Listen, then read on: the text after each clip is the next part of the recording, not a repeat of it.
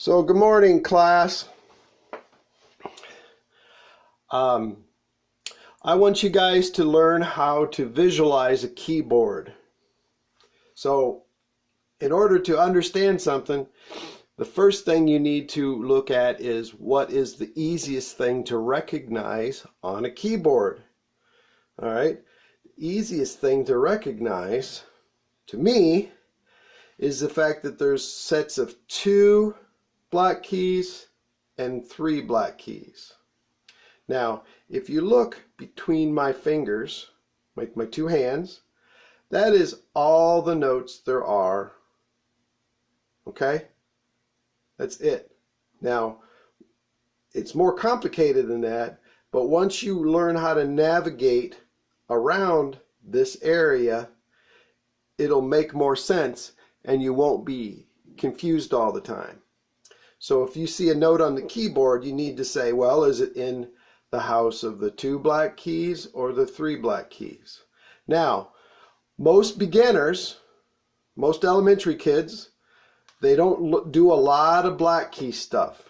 Black keys are chromatics and different keys. The reason we change keys is to make it easier to sing, and also some instruments sound better in other keys.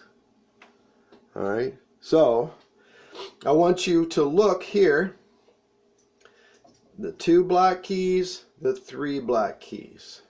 All right, so right here, here's the 2 black keys. This is called a C. There's a C here, here, here. I make a peace sign and then I play this with my thumb. All right, so for educational reasons, to get used to thinking forward and backwards, I'm going to go back to this one.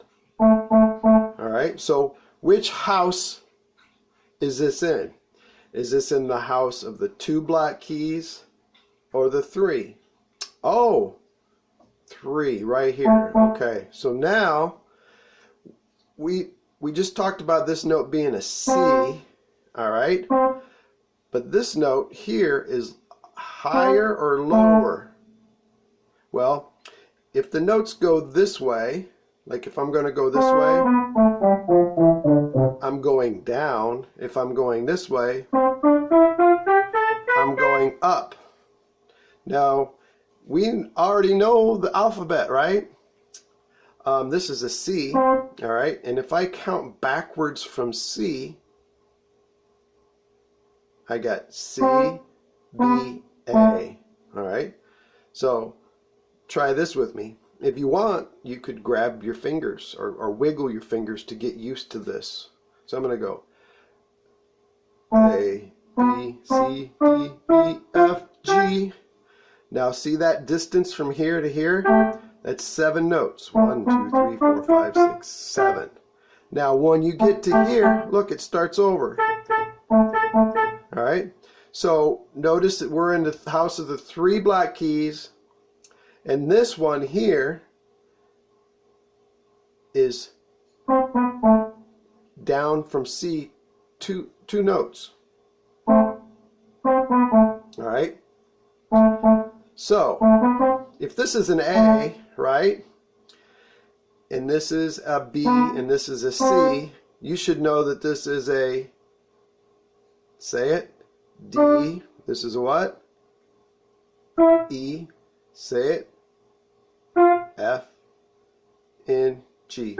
And then finally we start over again right here. Now in another lesson we're going to talk about ratios. So these are both A's. They're not exactly the same, but they have a frequency that's similar. And we'll talk about that more. But right now I just want you to get used to looking at the keyboard. All right? So we got A, G, F, E, D, C, B, A. All right, so that is all of the notes. Now we go this way, it does the same thing. We go this way. Now down the road we'll talk about half steps and whole steps. But today we're just going to visualize the whole steps, okay? So you notice there's no black key in between here, all right? So that has this sound. Now that is, there's one here and one here. That sound gives this the scale, which happens to be A minor, a certain sound. And it's kind of like a sad sound, like a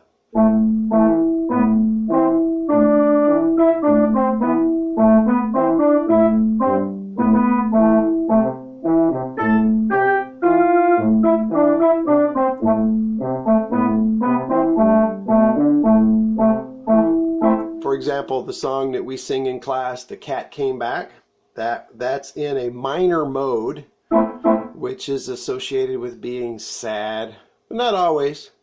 Sometimes it can be powerful, like triumphant and stuff. So I want you to recognize that there are no black keys in between the B and the C and the E and the F. You don't have to memorize it, I just want you to recognize that, okay? So for purposes of learning about other things, almost all musicians start in the key of C because it's the most universal key. So we're in A minor right now. We're going to only play white keys, but we're going to switch to the key of C, all right?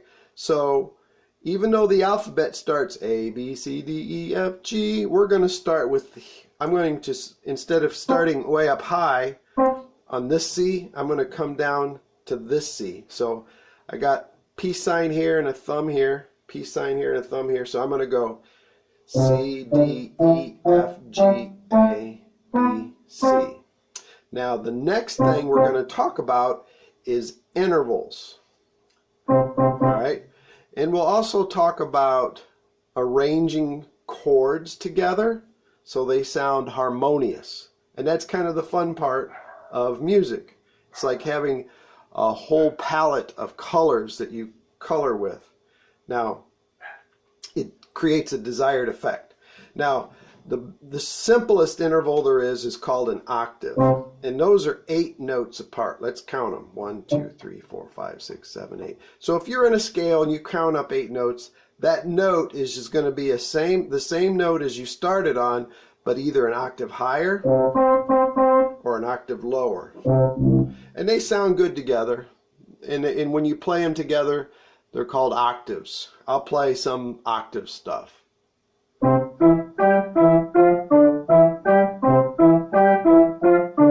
Now here's by themselves. But they sound good together. Would you agree? Not super exciting, maybe a little bit vanilla, a little boring, but you could use it with other stuff to make it more exciting. So that's the first interval there is, and this is physics, what we're going into now, the octave. Now the next one, the next 2 are called fourths and fifths, okay? So every time I do this, I'm going to start on this C, remember the 2, and I'm going to go up. So I'm going to count from here, I'm going to count up 5 notes. So it's 1, 2, 3, 4, 5, and 5 notes from C is a G. So we got C, D, E, F, G. All right. So this is what they sound like together. Not bad. Most heavy metal songs and rock and roll songs have this chord. Okay. So let's listen to what they sound like together.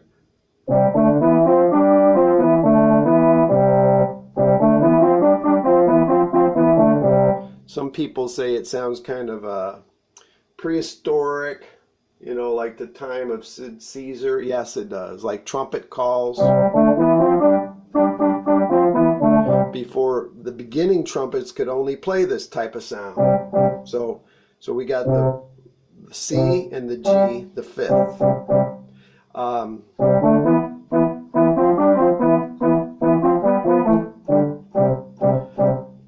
right, so that's that sound, but you get used to counting. So C, D, E, F, G, 1, 2, 3, 4, 5. Now, what's cool about it, if we've got 5 fingers, that's how we play it. All right, see that?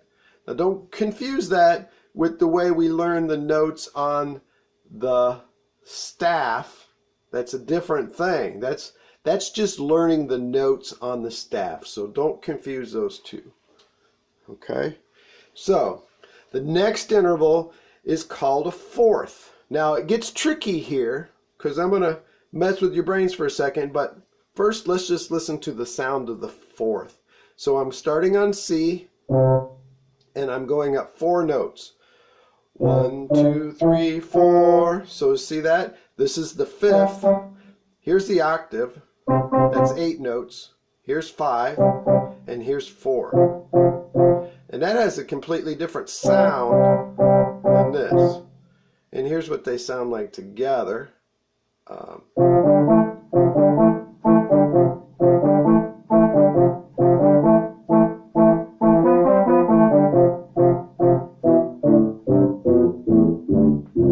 So the octave, the fifth, and the fourth, those are usually notes that are very strong to use in chord progressions. So we've got 3 notes that we can use. Okay? So like if I was a caveman and I wrote the song Twinkle, I could probably sing this song and accompany myself with just this. Twinkle, twinkle, little star, how I wonder what you are. Now that didn't sound bad. I was playing a whole bunch of other notes, but these are very basic notes. And they're kind of far apart. And that means that they're going to end up sounding better down low like this. Twinkle, twinkle, little star, how I wonder what you are. Up here, it sounds kind of annoying. Twinkle, twinkle, little star. But that just has to do with music theory and harmonies, and the color. The colors of the sound changes depending on where you are within the musical palette. So we've got this real low note over here and this super high one, okay? Now what you're trying to do is you're trying to create stuff that's easy for people to remember, also sounds harmonious and not too dissonant. Now dissonance is something that we're going to talk about, which gives a sense of harmonic progression, which we'll get into later. Okay, so we've got the octave, which is 8 notes. We got the fifth, which is 5, and the fourth, okay? So now we're going to go up to the third. So here's C, D, E. This sounds, now this starts to sound like kind of sweet. It's a sweet sound.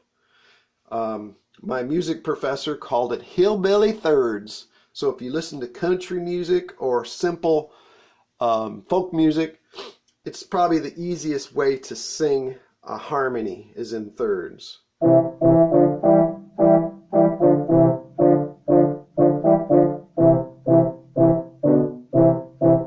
So a third, remember it's 3 notes apart, 1, 2, 3.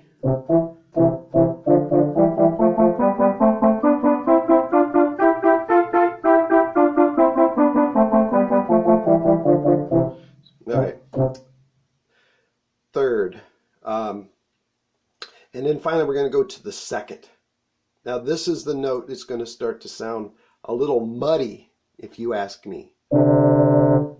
Right? So if you were sitting next to someone, it would be really easy to sing a third, a fourth, or a fifth. But this one, It's a weird interval. The ratios are odd, and they sound good together in certain situations. But anyway, here's what they sound like parallel.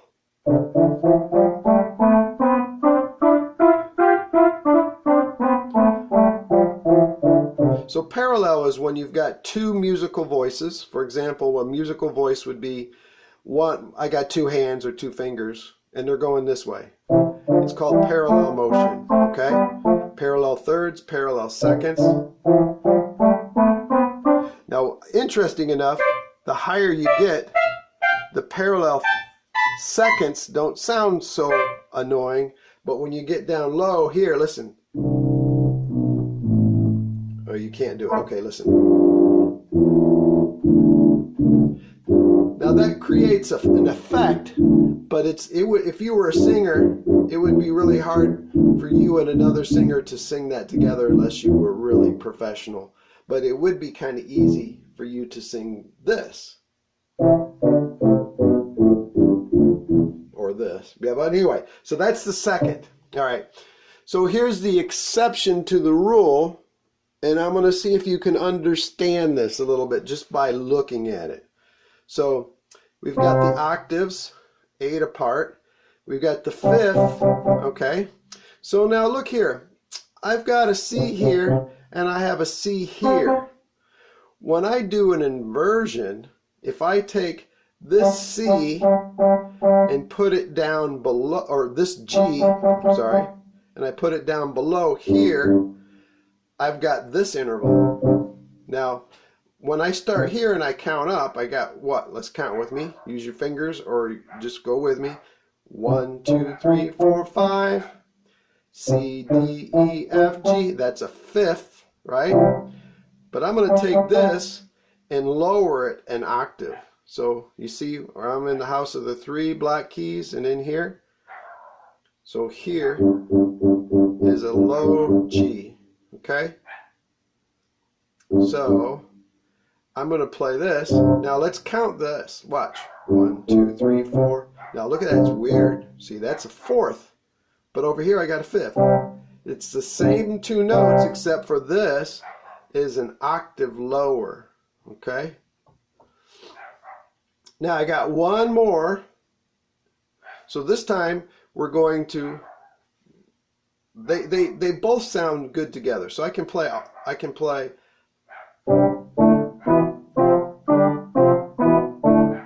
so I got a fifth over here, but when I invert it, it turns into a fourth. Now check this out. I'm going to go back to the fourth. That's 1, 2, 3, 4. And I'm going to invert it. I'm going to put the technically, we call the beginning of the interval a root. So the root into fourth. So what I'm going to do now is I'm going to turn this down to here. Same two notes, C and F, and put it down here. And now look, I got a fifth. 1, 2, 3, 4, 5. Up here it's 4. So it's the same.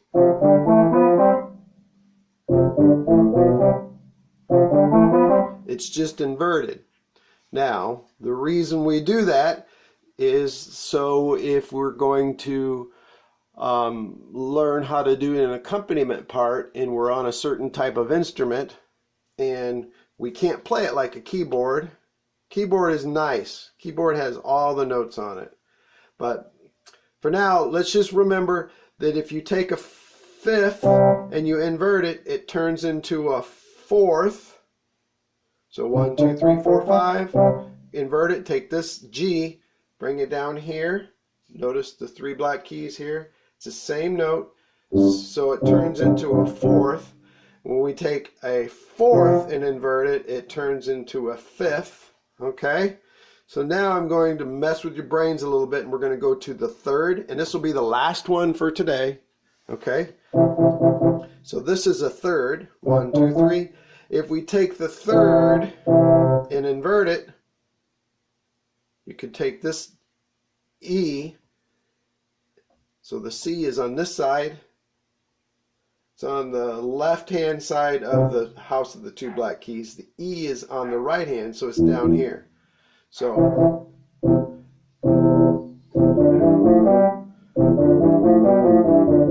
those are called, let's see if you can figure it out. Count with me.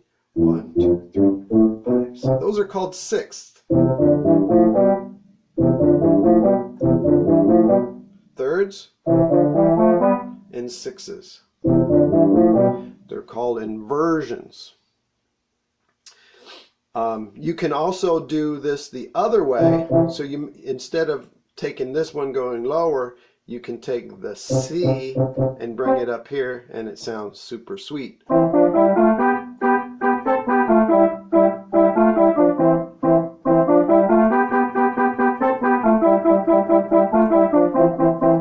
Alright, and then the last one, we won't go into it too much, but we had the second, okay? So here is the C and the D, the second, and I'm going to bring this down here. This, when you invert it, it turns into a ninth. So a second inverted turns into a ninth. We're going to go 1, 2, 3, 4, 5, 6, 7. Wait.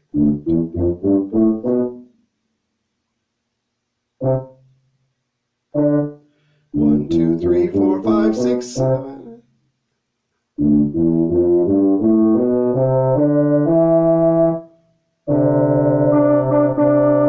All right, so here is this, and what you do with the second is you take this one and you bring it down lower. All right, so you've got this down here and this up here. 1, 2, 3, 4, 5, 6, 7, 8, 9. So typically when you call it a ninth, that means it's going to be an octave this way, okay? All right. In the harm, so this, what it sounds like together.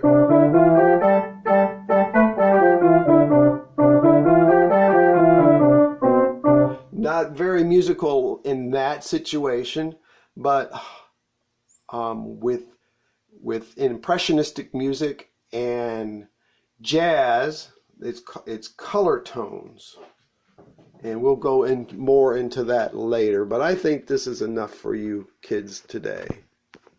So thank you guys.